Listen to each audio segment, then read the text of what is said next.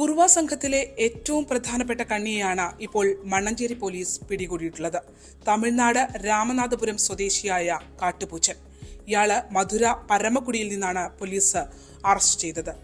ഈ കേസുകളുമായി ബന്ധപ്പെട്ട്, അതായത് കഴിഞ്ഞ നവംബർ മുതൽ ആലപ്പുഴയിൽ നിന്ന് തുടങ്ങി കുറുവ സംഘത്തിന്റെ ഒരു മോഷണ പരമ്പര തന്നെ ഒരാഴ്ച നീണ്ടു നിന്നിരുന്നു. അവർ ആദ്യം ആലപ്പുഴയിൽ നിന്നാണ് മോഷണം തുടങ്ങിയതെങ്കിൽ പിന്നീട് ആ മോഷണം വ്യാപിപ്പിച്ച് കോട്ടയവും തൃശൂരും അടക്കമുള്ള ജില്ലകളിലേക്ക് കേസുകൾ വന്നുകൊണ്ടേയിരുന്നു.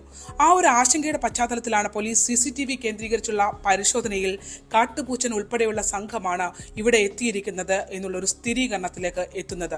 കോട്ടയത്തു നിന്നും ഒപ്പം തന്നെ പറവൂരിൽ നിന്നും ലഭിച്ച CCTV ദൃശ്യങ്ങൾ കാട്ടുപൂച്ചന്റെ കൈവശം മോഷണ സമയത്ത് കടന്നപ്പോൾ ആ വീടുകളിൽ ആയുധം കൈവശം വെച്ചിരുന്നതായി കണ്ടെത്തിയിട്ടുണ്ട്.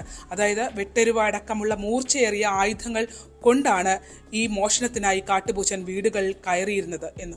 ഈ കാട്ടുപൂച്ചന്റെ കേസ് നമ്മൾ പരിശോധിക്കുമ്പോൾ വളരെ പ്രധാനപ്പെട്ട ചില കാര്യങ്ങളുണ്ട്. അതായത് കുറുവ സംഘത്തെ സംബന്ധിച്ചിടത്തോളം ഏറ്റവും അഭിമാനകരമായ ഒരു ക്യാച്ചാണ് കേരള പോലീസിന്റെ, പ്രത്യേകിച്ച് മണ്ണഞ്ചേരി പോലീസിന്റെ ഉണ്ടായിരിക്കുന്നതെന്ന് നമ്മൾ പറയുമ്പോഴാണ് ഈ പ്രതിയെ സംബന്ധിച്ച്, പ്രതിയുടെ ക്രൂര സ്വഭാവങ്ങളെ സംബന്ധിച്ചുള്ള വിവരങ്ങൾ പറയേണ്ടിയിരിക്കുന്നത്. അതായത് 2012 മാരാരിക്കുളത്തൊരു കേസിലാണ് കാട്ടുപൂച്ചൻ അറസ്റ്റിലാവുകയും പിന്നീട് 18 വർഷം കഠിന തടവിനാണ് ഇയാളെ കോടതി വിധിക്കുകയും ചെയ്തിട്ടുള്ളത്. അതിനു മുമ്പുള്ള ഇയാളുടെ കേസ് ഹിസ്റ്ററികൾ പരിശോധിക്കുമ്പോൾ നമുക്ക് മനസ്സിലാക്കാൻ കഴിയുന്നത്, കാട്ടുപൂച്ചൻ മോഷണം നടത്തിയ ഇടങ്ങളിൽ മോഷണം മാത്രമല്ല, അവിടെ ഉണ്ടായിരുന്ന ആളുകളെ കായികമായി ആക്രമിക്കുകയും വേണമെങ്കിൽ കൊലപ്പെടുത്തി പണം കവരാൻ അല്ലെങ്കിൽ സ്വർണം കവരാൻ ശ്രമിക്കുകയും ചെയ്യുന്ന അതിക്രൂരനായ ഒരു മോഷ്ടാവായാണ് പോലീസ് ഇയാളെ വിശദീകരിക്കുന്നത്. മാത്രമല്ല, ചില കേസുകൾ ഉണ്ടായിരുന്നിടത്ത് ഇയാൾ ലൈംഗികമായ വൈകൃതങ്ങൾ കൂടി മോഷണത്തിനൊപ്പം കാണിച്ചിരുന്നു എന്നുള്ളതാണ്.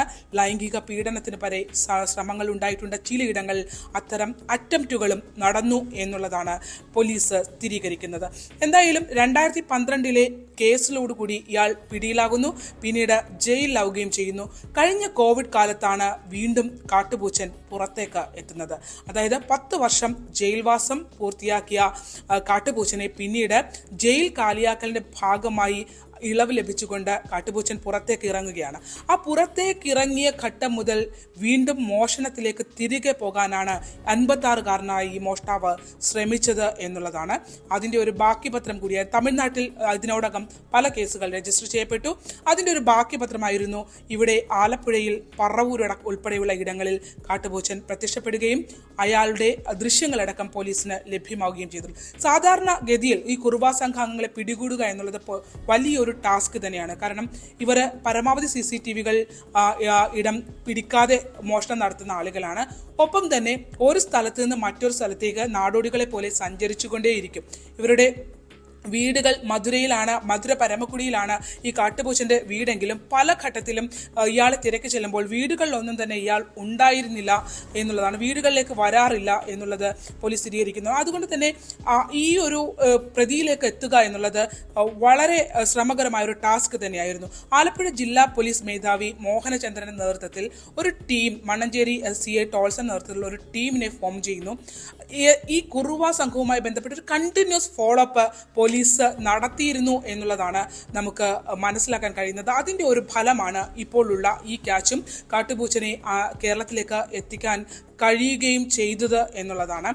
ഈ കാട്ടുപൂച്ചൻ ഇത്തരത്തിൽ ഒരു മോഷണം നടത്തുന്ന ഘട്ടത്തിൽ പറവൂര് വെച്ച് ഇയാള് ഒരു വ്യക്തിയുടെ പിടിയിലായി. അത് ഒരു കളരിയിൽ വൈദഗ്ധ്യമുള്ള ഒരു യുവാവിന്റെ പിടിയിലാണ് കാട്ടുപൂച്ചനാവുന്നത്. പറവൂരത്തെ വീട്ടിൽ 2.5 പവൻ മാല മോഷണം നടത്തിയതിനു ശേഷം കടന്നു കളയുന്നതിനിടയിലാണ് കാട്ടുപൂച്ചൻ ഈ കളരി പരിശീലിക്കുന്ന കളരി അധ്യാപകനായ യുവാവിന്റെ കയ്യിലേക്ക് എത്തുന്നത്. പക്ഷേ അയാളെ പോലും ഈ 56-കാരൻ വളരെ എളുപ്പത്തിൽ കീഴ്പ്പെടുത്തി മൂക്കിന് ഇടിച്ച് ആക്രമിച്ച് പരിക്കേൽപ്പിച്ചുകൊണ്ടാണ് അവിടെ നിന്ന് രക്ഷപ്പെടുന്നത്. അത്തരത്തിൽ ഇപ്പോഴും വളരെ കായികക്ഷമതയിൽ ഉയർന്നു നിന്നുകൊണ്ട് ആക്രമണം അടക്കം നടത്തി ഏതു വിധേനയും മോഷണം നടത്തുക, ഒപ്പം തന്നെ ഇത്തരത്തിലുള്ള ലൈംഗികമായ ഉപദ്രവങ്ങൾ കൂടി നടത്തുന്ന ഒരു വ്യക്തിയാണ് കാട്ടുപൂച്ചൻ എന്നുള്ളതാണ്.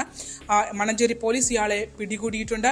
നമുക്കറിയാം, ഈ കേസുമായി ബന്ധപ്പെട്ട നിരവധി ക്യാച്ചുകൾ പോലീസിന്റെ ഭാഗത്തു നിന്ന് ഉണ്ടായിട്ടുണ്ട് എന്നുള്ളതാണ്. ആദ്യ കേസിൽ പിടിയിലാവുന്നത് സന്തോഷ് ശെൽവമായിരുന്നു. മണ്ണഞ്ചേരിയിൽ കയറിയത് സന്തോഷ് ശെൽവമാണ് എന്നുള്ള വിവരം പോലീസിന് ലഭ്യമാകുന്നു. തുടർന്ന് എറണാകുളം കേന്ദ്രീകരിച്ച് നടത്തിയ പരിശോധനയിൽ ഈ സന്തോഷ് ശെൽവം ഹാൻഡ് കഫോടുകൂടി പോലീസിന്റെ കയ്യിൽ നിന്ന് ചാടിപ്പോകുന്നു. പിന്നീട് അയാൾ ഒരു ചതുപ്പിൽ നിന്ന് അതിസാഹസികമായാണ് മണ്ണഞ്ചേരി SI ബിജുവിന്റെ ഒക്കെ നേതൃത്വത്തിലുള്ള സംഘം ഇവരെ പിടികൂടുന്നത്. പിന്നീട് 2 കറുപ്പയെ ഉൾപ്പെടെയുള്ള ആളുകളെ പിടിച്ചു.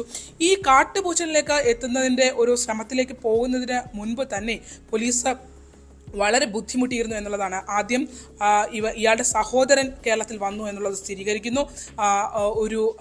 ഇയാളുടെ സഹോദരൻ്റെ മകളെ കേരളത്തിലെ ഒരു സ്ഥാപനത്തിൽ ആ കുട്ടിയെ ചേർത്തിരുന്നു എന്നുള്ള വിവരം അറിയുന്നു.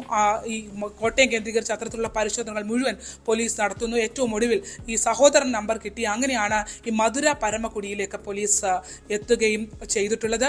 ഈ പരമക്കുടിയിൽ 2 തവണ പോലീസ് സംഘം എത്തി. ഇയാൾ എത്തി എന്നുള്ള അവിടെ ആദ്യം പരമക്കുടി പോലീസിന്റെ സഹായം തേടണമായിരുന്നു. അങ്ങനെ പരമക്കുടി പോലീസിന്റെ സഹായം തേടിയതിനു ശേഷം പിന്നീട് ഇവര് 2 തവണ അവിടെ നിന്നുള്ള ഒരു ഇൻഫോമറെ, അതായത് ഇവരുടെ ഗ്രാമത്തിൽ നിന്ന് തന്നെയുള്ള ഒരു ഇൻഫോമറെ പോലീസ് അവരുടെ കേരള പോലീസ് അവർക്കൊപ്പമാക്കുന്നു.